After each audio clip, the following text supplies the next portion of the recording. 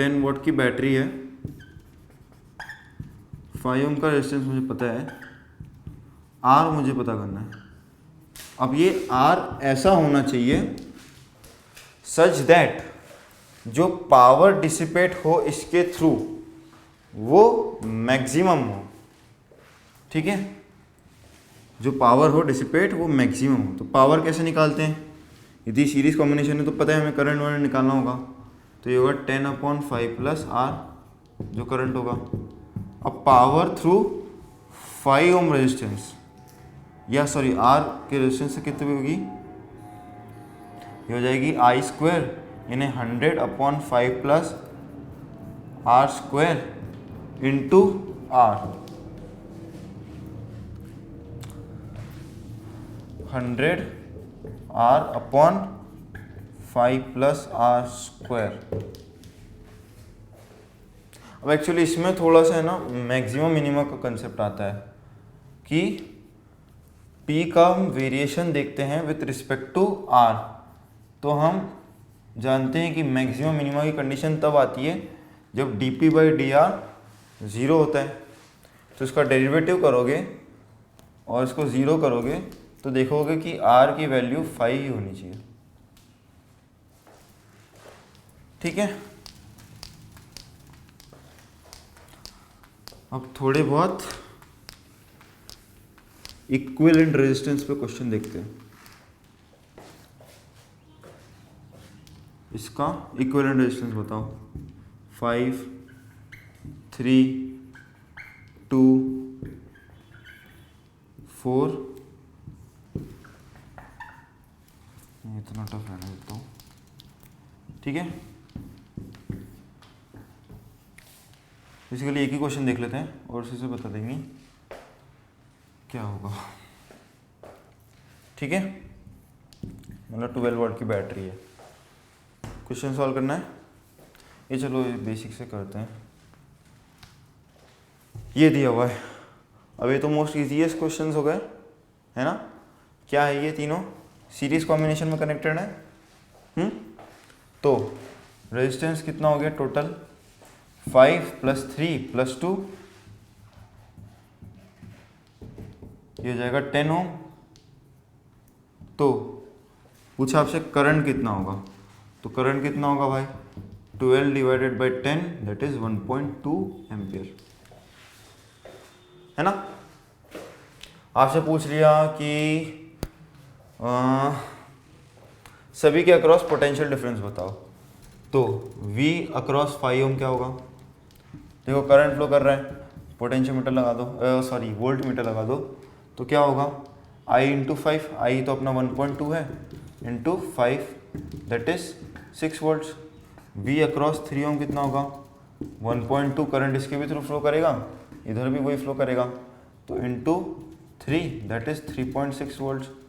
V across 2 ओम कितना होगा, 1.2 into 2 2.4 volts. तीनों को ऐड करके देखो, 6 + 3.6 + 2.4, ये कितना होता है 6, ये कितना होता है 6, टोटल हो गया 12, है ना। तो पोटेंशियल डिफरेंस एक्चुअली डिवाइड होता है इसके अक्रॉस।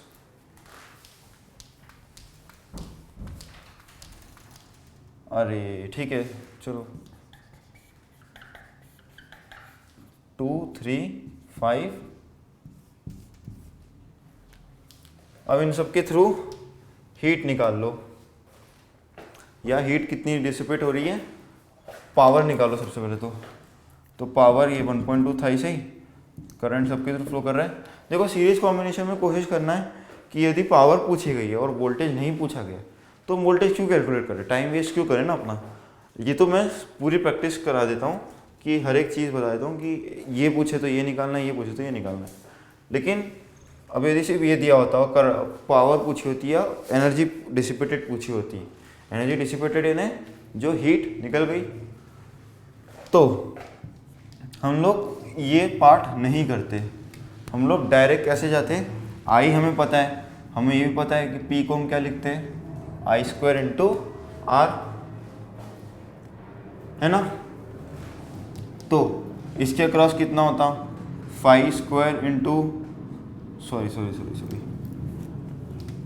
मैंने रेजिस्टेंस स्क्वायर कर दिया, इसका स्क्वायर होता 1.2 स्क्वायर इंटू 5, ये पावर अक्रॉस होती 5 ओम, पावर अक्रॉस 3 ओम कितनी होती 1.2 स्क्वायर इंटू 3, पावर अक्रॉस 2 ओम कितनी होती 1.2 स्क्वायर इंटू 2। ये सब वैल्यू कैलकुलेट करोगे पावर आ जाएगी। अब यदि बोला होता energy dissipated in suppose 5 seconds, तो क्या करते हैं, एनर्जी पावर क्या होती है, पावर होती है E/T, जितना भी टाइम लगा, यानी E is equal to P into T, तो एनर्जी हो जाती 5, ये एनर्जी हो जाती इंटू टी, तो एनर्जी क्या लिखते इंटू 5, ये एनर्जी क्या लिखते इंटू 5। और हाँ ये याद रखना है टाइम ये सब ऐसा ही यूनिट में है, इन्हें पावर को आपको डालना पड़ेगा वॉट में, एनर्जी आएगी जूल में, या एनर्जी यदि अदर वे अराउंड क्वेश्चन है तो एनर्जी जूल में देना होगा, और टाइम जो है वो कैलकुलेट होगा सेकेंड्स में, वरना ब्लंडर मिस्टेक हो सकती है यदि ये बात का ध्यान नहीं रखा। बिकॉज जैसे आर में दे दिया कि 5 आर में कितना होगा, तो 5 आर कितना होता है 5 इंटू 3600 सेकेंड्स, 1 आवर में कितना 60 मिनट्स, और हर मिनट में कितना 60 सेकेंड्स, तो टोटल कितना 3600 सेकेंड्स इन 1 आवर। ठीक है,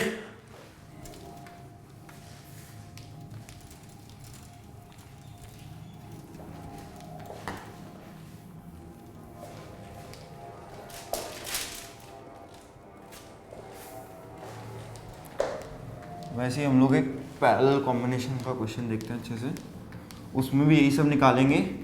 तो एक्चुअली इसमें काफ़ी सारी आपकी न्यूमेरिकल जो प्रॉब्लम है जो पूछे जा सकते हैं आप लोगों से, वो कवर हो जाएंगे, ख़त्म। ठीक है, तो यही क्वेश्चन करते हैं। 5 ओम, 3 ओम, 2 ओम, और ये कर दिया मैंने कनेक्ट 12 वोल्ट के अक्रॉस। अच्छा, और ये है ना, इस फिगर को देखने की हमेशा आदत मत डालो, मतलब खैर आप लोगों को तो शायद ऐसे ही दिया होगा, लेकिन हो सकता है ये सेम फिगर ऐसे भी दिया हो, तो कंफ्यूज होने की ज़रूरत नहीं है। ये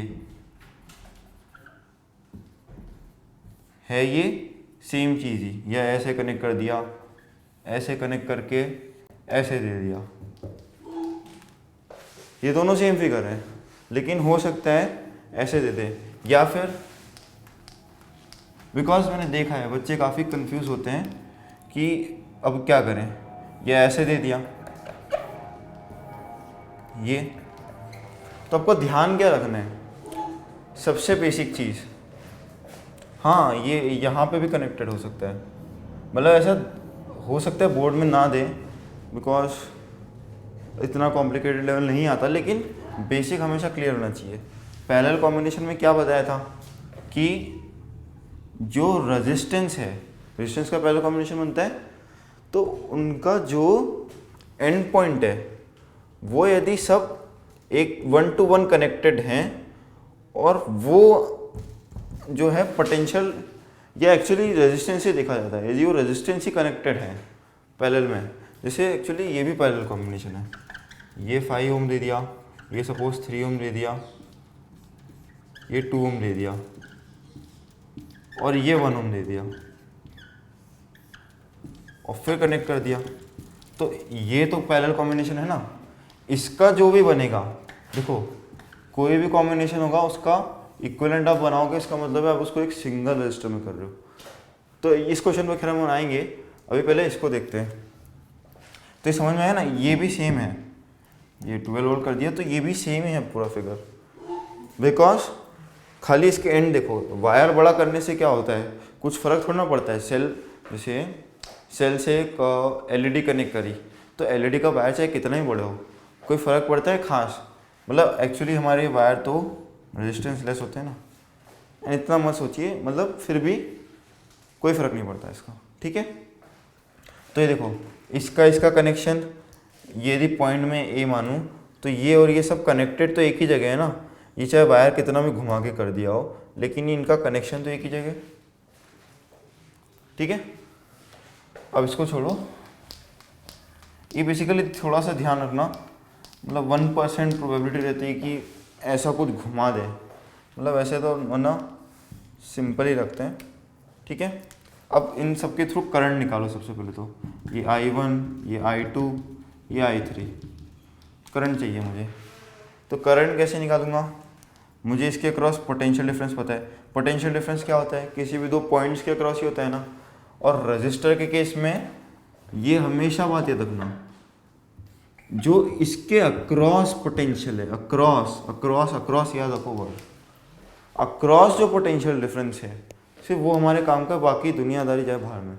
ठीक है, जो ये है, अब ऐसा सपोज ये था, ये केस में खैर सेपरेट डील करूँगा, लेकिन इसको समझने के लिए ये देखना ज़रूरी है।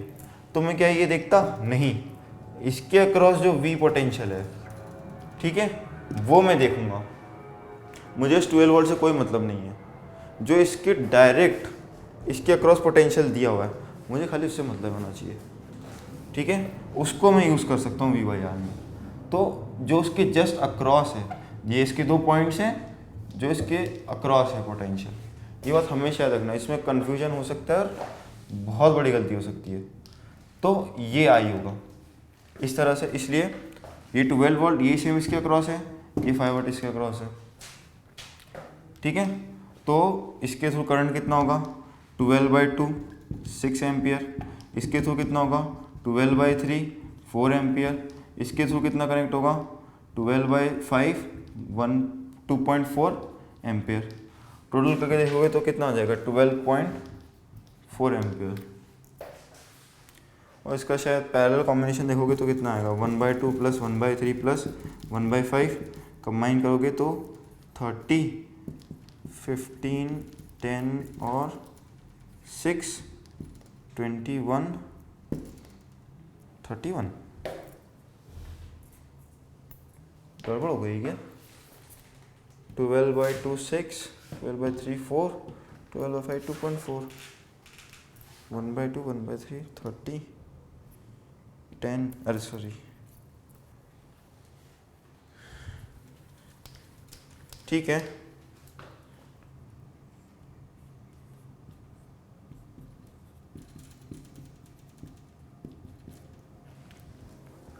क्या गड़बड़ हो रही है? अच्छा ठीक है, कोई गड़बड़ नहीं है। ये ऐसा होगा, तो ये आया था 31/30, देख लेना आप कैलकुलेशन करके। तो इसी को V से मल्टीप्लाई कर दो, ये 1/R आया है, इसी को V से मल्टीप्लाई कर दो, तो V क्या है हमारा 12, इसको मल्टीप्लाई करा तो ये हो जाएगा 4/10। तो इसको इससे मल्टीप्लाई करोगे तो क्या होगा? 124 डिवाइड बाई 10 इज 12.4। ठीक है, तो किसी भी तरह से जाओ।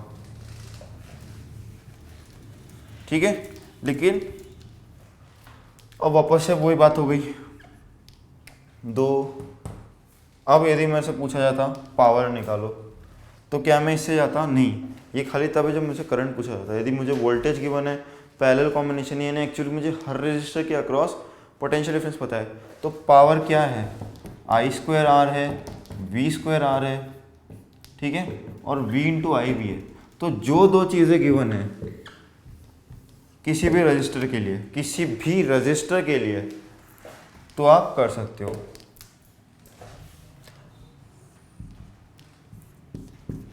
ठीक है, तो अब पावर निकाले, तो पावर क्या होगी?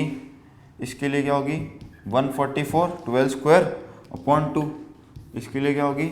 144/3। इसके लिए 144/5।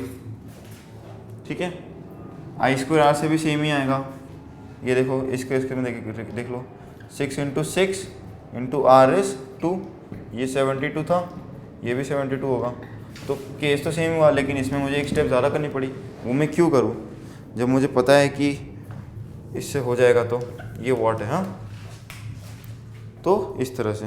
अब सेम यदि 5 सेकंड के लिए बोला होता तो इसको 5 से मल्टीप्लाई कर दो, × 5 × 5 एनर्जी।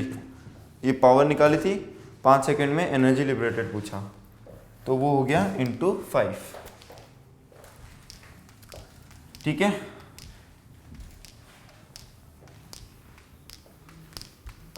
और अच्छा एक कंसेप्चुअल क्वेश्चन है, ध्यान से देखना। अच्छा ये रह गया, चलो 2 मिनट इस पे आते, पहले एक ही क्वेश्चन देख लो। ये है, हमने करंट को कैसे डिफाइन किया था, Q/T, है ना।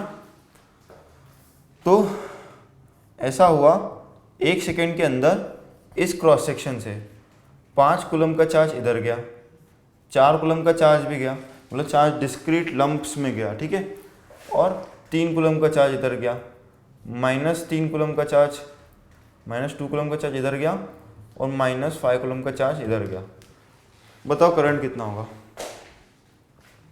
तो करंट क्या होगा, Q/T। अब Q को क्या पता, या I को नहीं पता कि पॉजिटिव है नेगेटिव। वैसे भी हमारे लोग तो इसी में कंफ्यूज थे ना कि पॉजिटिव चार्ज फ्लो होता है कि नेगेटिव, तो इसलिए बस नेट Q कितना फ्लो हुआ इससे मतलब है। तो 4 + 5 + 3 - 2 तो कितना हो गया 10, 10 - 5 = 5, तो ये 5 कूलम पर सेकेंड हो गया। तो अब इसको 5 एम्पियर बोल सकते हैं, ठीक है। मतलब ऐसा होता नहीं, लेकिन ये अच्छे क्वेश्चन का बेसिक वो हो सकता है, जो स्ट्रक्चर है, ठीक है। अब लास्ट चीज देखते हैं बस,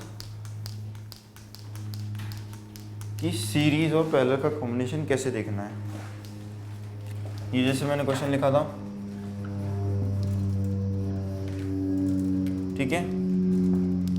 तो ये याद रखना होता है कि जब भी हम कोई इक्विवेलेंट रेजिस्टेंस निकालेंगे तो कुछ भी लगाओ, उसका फाइनली हमको एक खाली एक रेजिस्टेंस मिलता है जिसको हम आर इक्विवेलेंट बोलेंगे, ठीक। तो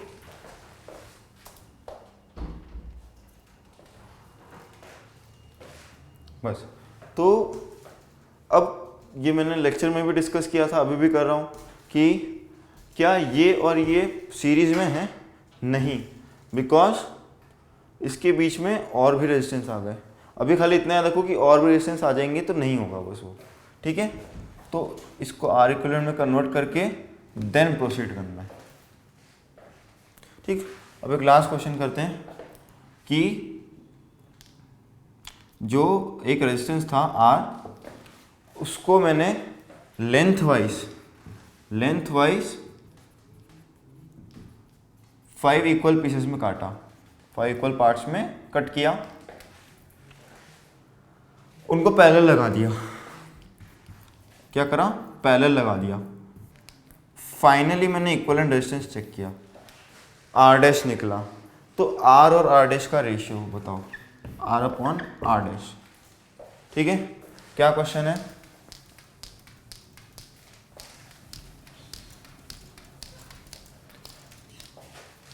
तो इसको ऐसे देखो,